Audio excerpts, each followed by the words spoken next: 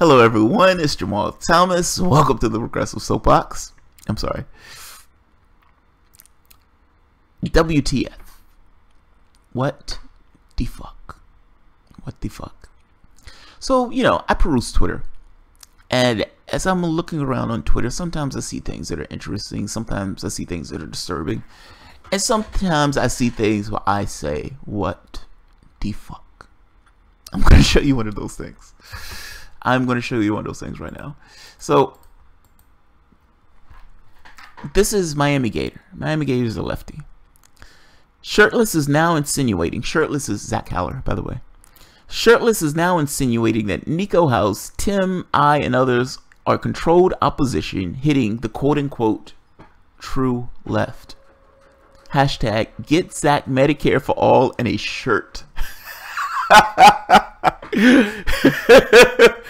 Alright, so he's showing a few of the posts. Zach Haller. Centers want us to think that the left is attacking itself. As usual, the center is disguising as left to attack the true left. Leftists understand the bigger picture. And he's referencing an article, Why Does the Left Attack Itself? Generations of Government Psyops. Then there's another one. LOL. Nico's video is full of garbage. Kind of sad you linked that in here.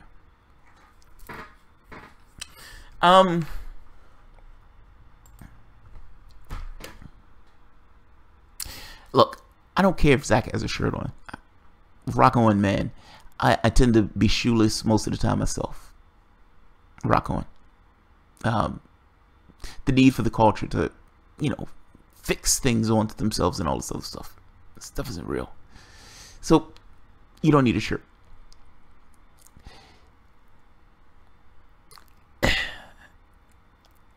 Just because somebody disagrees with you doesn't mean that they're a centrist.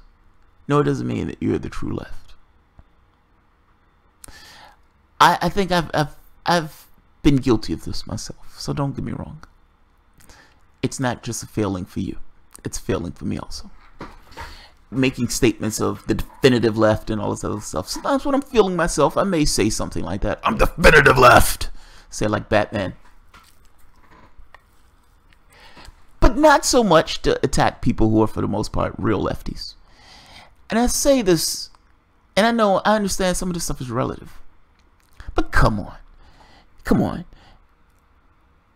Centrists want us to think that they're the left. Come on, Zach.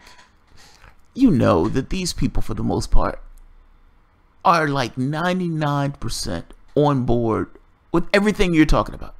Like, it's the quibbling over minor distinctions. If you guys wrote down a checklist of the things that you guys believe, and I know there's no such thing as my mails, but if you did a checklist, I would wager 99% of those things will be the exact same thing. I would wager it. I'll put my house on it. I don't have a house, but I'd put a lot of money on it. Making this distinction that you yourself are the true left is A, problematic because I don't necessarily know what that means. But B, it's trying to create this left as if there's this major distinction between you and somebody else because you guys are disagreeing on some very particular point or disagreeing on some, one minor thing. I don't know where you're putting your stake in the ground to make the determination of the philosophical left on this point. That's the first point. The second point is it fair to attack somebody who's, for the most part, 99% ideologically similar to you? And is that 1% enough to call yourself the true left? Whatever you want to call that 1%.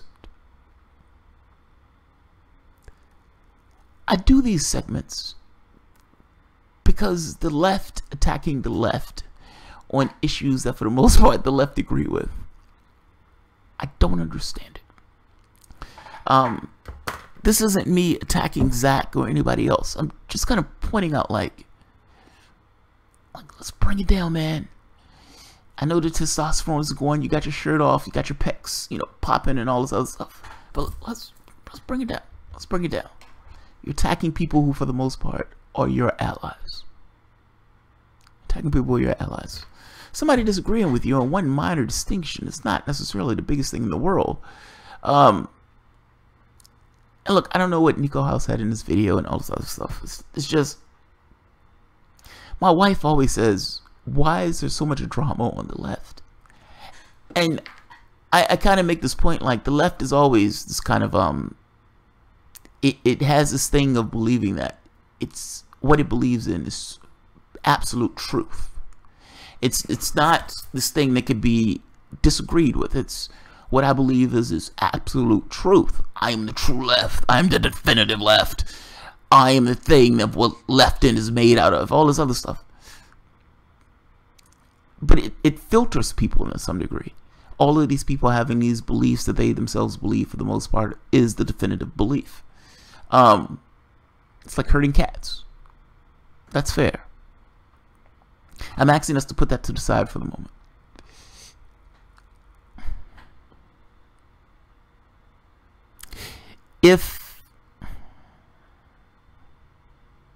Yeah, I gotta be honest, this somewhat exasperates me, and I don't necessarily know why, because I don't necessarily have anything invested in it. I guess my feeling is there's two main feelings. The first one is part of this issue has to do with what I think people see as being duplicitous behavior by the Democratic Party. And seeing this as duplicitous behavior, it's almost like being in an abusive relationship, and you get out that abusive relationship, and now you're somewhat raw and sensitive to the things that are going on around you, but maybe overly raw and overly sensitive and overly reactive to those things. So any little thing that come up, for the most part, it's this it's almost like learning to trust again in a weird, odd way, but more so over the course of an entire group, not necessarily based from purely the individual standpoint. Yes, the individual is experiencing it, but it's almost a group behavior that you're seeing in this way, where the group itself, for the most part, is somewhat distrustful of all these things that take place in politics, including some of the people who are out there on Twitter and everybody else. I assume that's something that just needs to be grown out of in the same way that people grow out of it in relationships. That's the first point. But the second point, if that energy was dumped into something that was specific and that was goal oriented, I don't think you would have this many flare-ups. I think part of the problem is the Democratic Party doesn't necessarily seem like a vehicle that can be used to express the energy of the left. That energy gets blocked, and that energy gets somewhat turned on itself because it doesn't necessarily have an outlet of expression. Because it doesn't have an outlet of expression, you know, people fight and bicker and all this other stuff. It's one thing if that energy was dumped into an avenue, a vehicle. This particular vehicle has a chance of providing some level of success. The expression is the problem. There's no expression.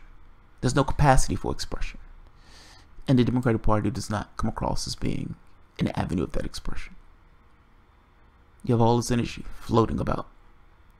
If it coalesced into something, I think you'd be better off, but as of yet, it doesn't seem to be coalescing into anything. I suspect these flare-ups are just going to remain. So, I mean, doing a video like this is probably pointless, I guess, in retrospect, but I do it because I understand people are in my sandbox. And I want the biggest bang for the buck that I could get in regards to voices and people who are advocating a particular position. And when that energy is turned in on itself, it's one less time we're not talking about. It's one more time we're not talking about our particular issues, our particular, position. I guess this is a moot point. People can bicker. They can do whatever they want. It's not for me to be a nanny. I'm still posting a video because I still feel this way, but I understand this aspect of stay out of it. So, alright guys. If you enjoy the content, feel free to share, like, subscribe, and of course, you can always support through